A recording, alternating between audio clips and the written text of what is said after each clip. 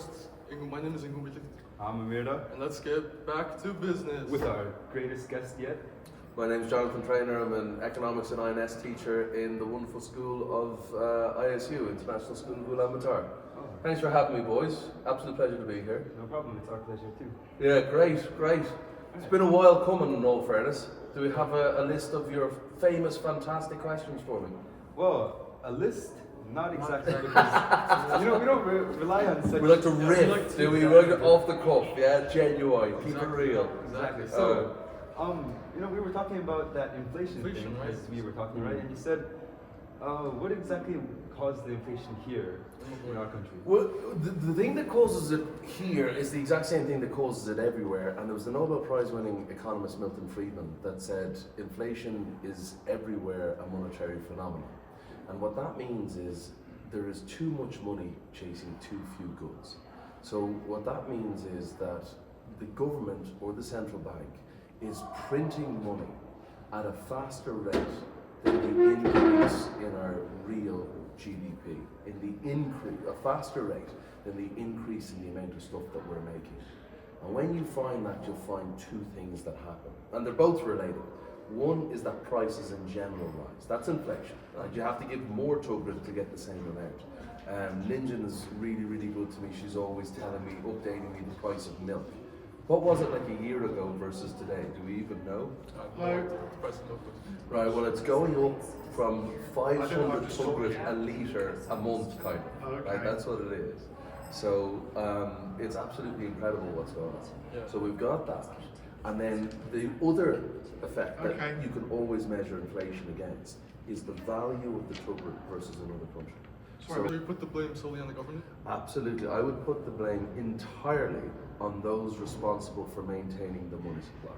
And there is only one institution in Mongolia that is allowed to legally print money, and that's the Mongol Bank, that's the central bank. So if you or I do it, it's counterfeiting. If they do it, it's proper government policy. Doesn't really seem to be fair, it's because it's not, but still that's how it works. So doesn't the government claim a significant disconnect from the Mongol Bank?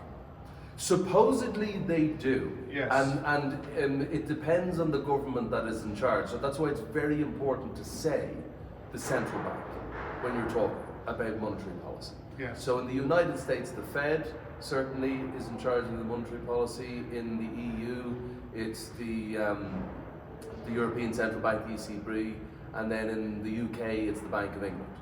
Now, what you also find is that the central banks print money in order to fund government deficits, and as such, in many ways, are working in conjunction with governments. Depending on your opinion of the legitimacy or how honest each country's government is, will also tell you how or to what extent their ability to take newly printed money from the central bank is also.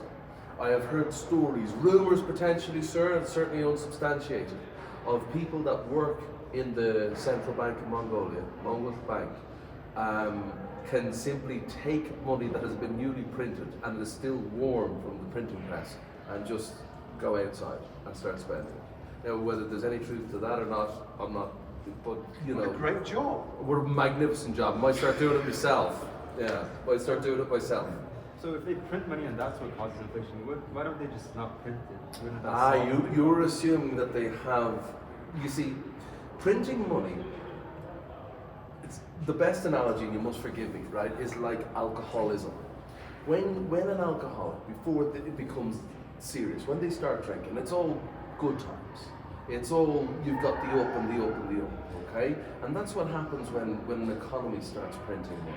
Basically, people start spending it, everyone feels richer, companies need to hire more people in order to be able to produce the extra goods that people want because of this newly printed money. Prices haven't started to rise yet. But as it goes on, like an alcoholic, and when things start to get bad, as we go on, there's only the bad things. So now any extra money that's printed doesn't cause any extra employment. Now because inflation is so high, it's causing problems in the economic system, right? Nobody knows, is this increase in price because of a change in relative scarcity, or like should I produce more as an entrepreneur, or is this increase in price just caused by inflation? So the price system, what we use to inform entrepreneurs on what goods to produce and how much of each goods to produce and how to produce them, is now failing in its role. So it's causing massive inflation, massive unemployment, massive reduction in real GDP. Basically, it's making us poorer. And then if you want to fix that problem, it's like an alcoholic trying to give up alcohol. It's just pain in the first while until it's worth it. Do you know what I mean? Like at the end, you've gone through the worst times. So that's why, if the temptation is, if you can print a little bit of extra money, keep the economy going, and we can delay the change. And then particularly governments that want to get re-elected, there only to be good times when they're in charge. So if they can keep the good times going, at least on paper, at least ostensibly, they'll do that because they need to get re-elected to get to power for the next 4 years. So that's why and you don't even need to be a corrupt government, it's just a self-serving one that's, self-interested. They want to get re-elected, so let's give away free things. And what's the easiest way to give away free things is to print money and pay for it that way. So is that a positive feedback mechanism? Exactly that. So you keep printing more money, Which requires more money to be printed. increases the inflation, so Yeah. you print more money. Yeah. So they drag each other up. Yes, exactly. Right. And I can show you a graph going back. You're starting your own business, right? I have started my own business in the wonderfully free world of Her Majesty's United Kingdom. So, Done. what is that about, and what problem does that solve? What problem does my business solve? So now you've actually asked a very good question, and this is another thing that brings us to the heart of my belief of freedom of human beings and what markets represent. What my business solves is short-term housing for people that are willing and able to pay for short-term housing. So what my business does is I have a business that owns a property, and it rents it out to people on year-long leases.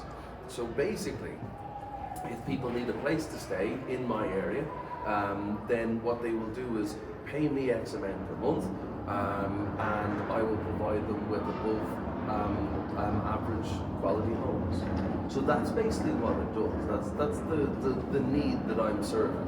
Short-term housing by a year-long contract. So it's like an apartment. It's a house. I'm renting out a house. Let's put it that way. But if you want to put it fancy, but I always keep it simple, right? But if you want to put it fancy, solving the need for short-term housing. So how did you finance this business? How did I finance this business? Well, basically through your parents, essentially. I got paid, and I saved up money through COVID because there's no way you can spend money in COVID because we were under lockdown. And I saved up all that money. And I said I better use this money because the United States, the Federal Bank, Reserve Bank of the United States, was printing money, huge amounts during COVID. So I said I'd better spend this money now before it becomes worthless. So I use it to purchase a house in the UK. Now, am I going to be right in the short term? Potentially not. It looks massively, for many different reasons, rising interest rates, that house prices are going to fall. But in the long run, I am absolutely positive that this will work out to be a very good purchase. So it's one house. One purchase. Now, the idea was, depending on if I could have got a loan, you can get a loan if you put down a deposit of 25% of the purchase price. The goal would have been to have bought 4 houses of about 100,000 each, putting down 25,000 of Her Majesty's finest pounds as deposit for each of them. Now, if you're very clever, you will use debt to finance all of your asset purchases. And what is an asset? Something of value that you own that puts money in your pocket. So I get rent every month, that's putting money in my pocket. All right. So, and then what happened was, because of COVID and all the printing of money, interest rates started to go insanely high. All right. And that meant that if I was to borrow money in the UK, it would have cost me an insane amount, and also banks just stopped lending. So I had paid a certain company to find me 3 properties, and I said, look, what do I do now? Do I pool all my money together and just buy a property outright, or do I try and buy 3? He said, I can guarantee you, buying a property outright is the safest bet. So that's what I've done. Because, and then I shall use that in the future, hopefully, to just put the deposit down and use debt intelligently. That I use other people's money to make me money, which is borrowing to fund assets. So you're doing all the furnishing and everything by yourself, essentially? Well, you see, I live in Mongolia, thank God for that. So I won't be able to furnish the house myself. I have paid companies to do this. So this is the idea. I'm actually, and I'll freely admit this, I am terrible at business. Terrible. I just normal getting things done, right? Really bad, all right? But what I am relatively okay at is hiring people that are good at it. And see, that's the thing that an entrepreneur doesn't need to be good at what they do. They just need to find people that are good at what you need them to do. And that's what I'm doing. I don't want to do any work. So I pay people to do the work for me. And that's how it's been working for me, you know? That's the secret to life. Get someone else who can do it better. 100%. Now, you see, the thing about an entrepreneur is what they have to do is the definition is that combines the other three factors of production in order to produce goods and services. All right. So that means that I need to get people and things together that will make me money. And the secret to being a good entrepreneur is getting a system of things that work. So right now, and I'm not a genius at all, I'm a moron. Realize it. So if I can do it, anybody can do it, right? Like, write that down, right? Right now I have a legal team, Burkett's, okay? That's the name of the legal company, they're magnificent, right? I've been asking them the most rudimentary questions that I myself was embarrassed that I didn't know the answers to. Then I've got a property management company, Aspire Property Management. They are the ones that have to find and manage the properties for me. So I don't want to get a phone call at 4 in the morning saying my toilet is blocked. They get the phone call at 4 in the morning. Shout out saying, to them. yeah, big time. Toyin, you're doing a great job. But I do pay you a lot of money. The next one is Get Ground, and they were the crew that set up my company for me and do all the books and stuff like that in the UK. Yeah. So why did you choose to start this business in the UK rather than Mongolia? Right. Well, Mongolia, I'm a little bit disappointed that I didn't. And this is another thing that hopefully, even if you guys only learn this, you learn from making mistakes. Okay. Now, the expression is, a wise person learns from their mistakes. A genius learns from other people's mistakes. And I say, I'm not a genius, I'm not even sure I'm a wise person, right? But I'm learning from my mistakes. So I was talking to Mr. Bowl, and he was saying that all I have to do now, because of COVID and the restrictions and the problems and the economic problems in the country that I love, which is Mongolia, they exist. The Mongolian government is intentionally and intelligently trying to attract anyone with money that come, spend, make the economy better. Right? And all I need to do now is spend $50,000 in investment to get a residency, a full-time residency here. Now, that is something that I'm definitely going to do. But for some of the properties that I want to buy in Mongolia, well, I'm kind of looking at Japantown, I'd get a better value or return on my investment than I would in the UK than I would in Mongolia. But just the ability to live in Mongolia legally, yeah, I'm definitely going to buy something here now in the next 5 years. So you put in money into your business, right? Yeah.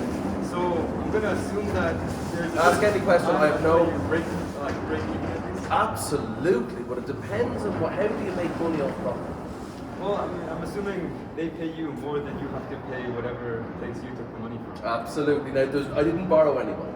Oh, okay. So I invested all in, and I just keep everything all in. Honestly, about 93,000 altogether, maybe about £92,000 sterling in all expenses, right? Including the services. Including also every single thing, right? So I mean, it's kind of 11 grand extra on top of the price, which is £81,000. So it's not an expensive house, right? And they're saying that we should rent it out for about $650 per month, right? Now the kind of rule is a 1% rule. You want to get which I don't have. You want to get 1% of the value of the property and rent per month. That doesn't exist in Mongolia. It doesn't exist there either. So if you kind of look at things, and I'll have to go over the math properly, I think I'm about 8 or 9% return on investment. So every year, I'm going to get about 8 or 9% of the entire amount of money I've put in I'm going to get 8 or 9% of that in rent. 10-ish years. Ballpark, a little bit more, right? So we're kind of saying 12, 13. But think about it, how else can a property pay you? What if it goes up in value?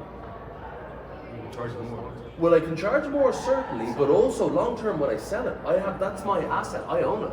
So that asset, without me doing anything, has just risen in value. Passive, well, it's not income, but yeah, passive wealth. Yeah.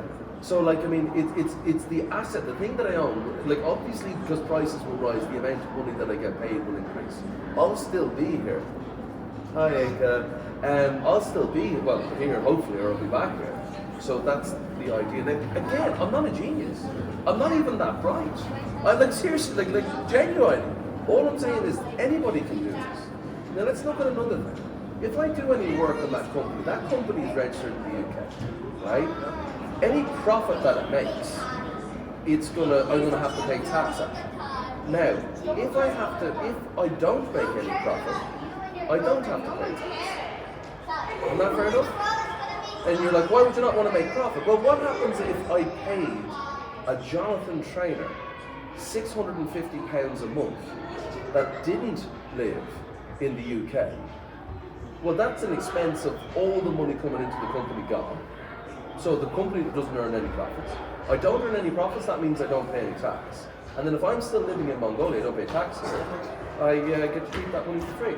So you don't have to pay taxes basically? At all. On the Legally, I don't have to pay taxes. So you just take the whole thing as profit? Now, that's legal. I believe that that's not even that bright. It's not that intelligent, just nobody told you before. It's kind of like a loophole almost? I don't know, I mean, it depends on your opinion, but I don't think it's a loophole, I just think it's smart business. So you just kind of navigated through the rules? Yeah, I went through the rules and I said, okay, how are you telling me to behave? Because if I follow the rules, you'll find how they tell you to behave. And now I'm saying, this is how they're telling me to behave, this is what I'm going to do. So that was it. And so do you have any other plans for expanding your business? Millions of them. I think actually right now, this is not business, this is gambling. I think Bitcoin's a great bet. I think it's a great bet. And I think it's going to go over 80,000 in the next 5-7 years. Right now, today I checked, it was 20,000, 21,000, something like that. I think last year it got up to 67,000. 68,000. I think it's going to go higher. Or, but if you buy now, that's right. And remember, it's pure gambling. It's not investment, it's gambling. If you buy now, it's at 20,000, and you sell it in 5 years at 70,000. That's a 350% increase. That ain't bad. So anything with the same thing with inflation or that type of stuff, does that play a role in how much money you can get from that? Yeah, it does. But don't forget, okay, 100% does, right? But also don't forget that inflation is an average of an increase in prices, right? But some prices, the prices of some things increase more than the prices of others. And what you'll always find is the price of assets increase more than the price of anything else in the capitalist economy. So always buy assets. Always buy assets. What's an asset? Something of value that you own and puts money in your pocket. That's what an asset is. So if I buy a house that I rent out, it's an asset because it's something of value that I own and puts money in my pocket. If I buy a house that I live in, it's a liability because it's taking money out of my pocket. I have to pay to live. Oh, that's from the Rich Dad Poor Dad one. I told you I'm not a genius at all. I just read certain things that I didn't know. That's a good place to wrap it up. I think so, boys. Absolute pleasure. Thank you All very right, much. thank you so much, Igor. Well done, Amirda. Absolute pleasure working on this on your personal projects with you.